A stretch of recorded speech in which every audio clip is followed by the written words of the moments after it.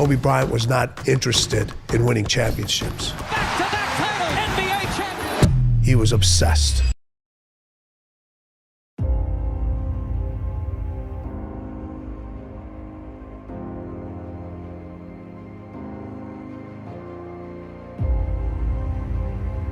It's the little attention to the little things that everyone thinks they won't notice.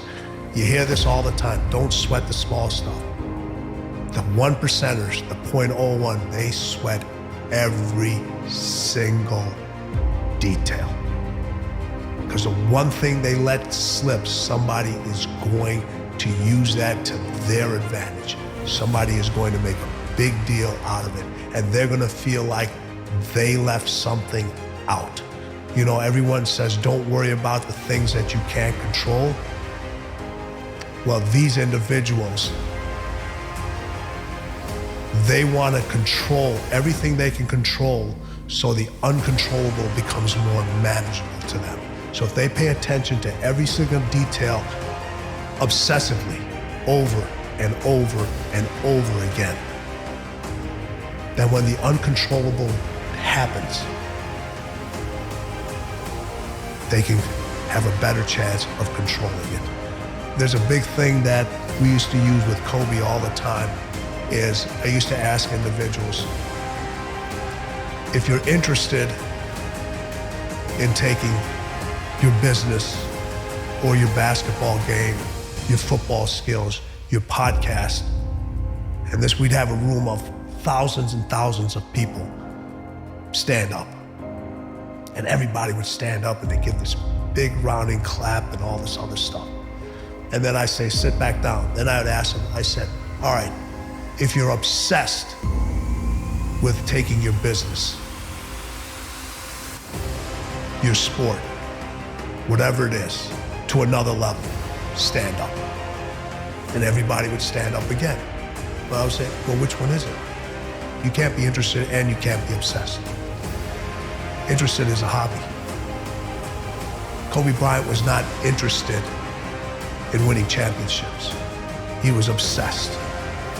And obsession comes in the small details that nobody pays attention to. And I have a saying, all right? Interested people watch obsessed people change the world. Everyone talks about maximizing their time. Kobe and I were interested in maximizing his focus. When you maximize your focus, it gave us more time. The having everything laid out for him so he wouldn't have to worry about what shoes he had to wear, where the tickets had to go for the friends and family. We would come around, and in the different arenas, I would walk the floors while he was getting dressed, and I would tell him where the ball doesn't bounce as well. Because on a basketball court, it's made out of wood, all right, and they're portable floors, and everybody knows in certain arenas, they're dead spots. You force the player into that area, if the ball is gonna bounce there, it's not gonna bounce as high, which gives the team the advantage. And a lot of times when they would move those pieces around. So we would walk around, bounce the ball, that spot, that spot, that spot, that spot. So we'd get an advantage of the details that nobody else would pay attention to, that if we went into that area, we know stay away from that area. Or if we know we can't dribble on that particular spot. And there was one time, there was a game where Kobe was, before the game, he was shooting free throws. And he was like, something isn't right. So he called one of the maintenance guys over. He goes, are you sure this basket is right? And the guy said, yeah. He goes, well, I want you to check it for me. He measured it. It was 1/8 of an inch off. When you're that obsessed, when you pay that much attention to the details, that's where the separation is. It's in the details. The separation in the clothes you wear is in the details. The shoes, the car that you drive, the house, your education, It doesn't matter whether you go to the most expensive university or you drop out of the university.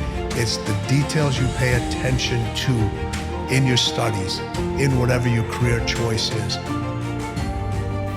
Those are the things that matter. You pay attention to the details in your family. Pay attention to the details in your kids. You pay attention to the details of what makes your significant other happy, how they react to certain things. It's people get comfortable with not having to manage the details.